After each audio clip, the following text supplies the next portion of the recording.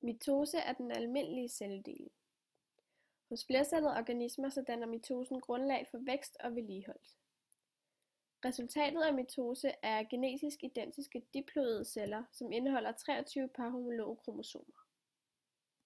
Der skal ske en fordobling af arvematerialet, før mitosen kan gå i gang i alle kromosomerne.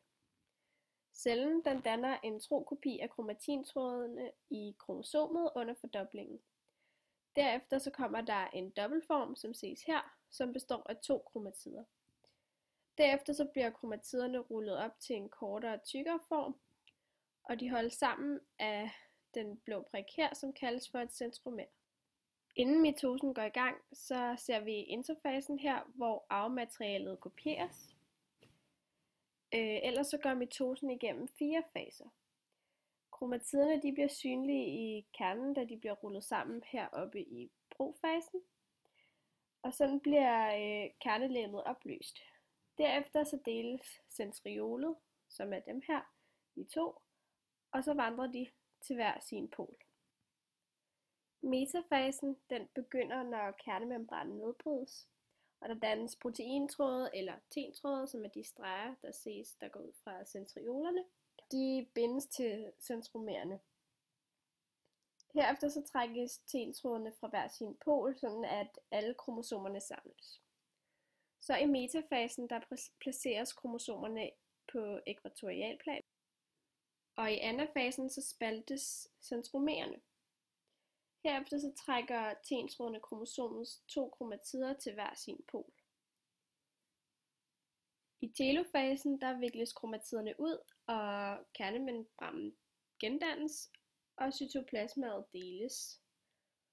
De 2 nye celler de indeholder så det samme arvemateriale og samme antal kromosomer som modercellen, og det vil altså sige, at de enkelte celler eller individer indeholder samme arvemateriale som modercellen og er nøjagtige kopier af de oprindelige gener. Meioses funktion er forplantning, og i modsætning til mitosen er resultatet ikke nøjagtig kopi af den oprindelige celle, men genetisk variation. Meiosen den indeholder 2 celledelinger, som hver består af 4 faser. Inden meiosen går i gang, så laver modercellens kromatintråde en kopi af sig selv.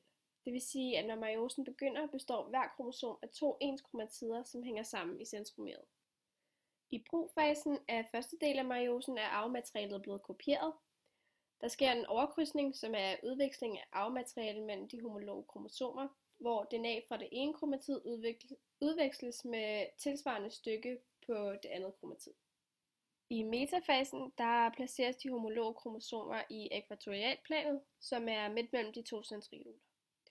Og i anafasen der trækkes de homologe kromosomer til hver sin side. I telofasen der har første del af meiosen resulteret i 2 nye haploide celler, som hver indeholder halvdelen af de homologe kromosomer. De homologe kromosompar adskilles, og så dannes der en cellemembran.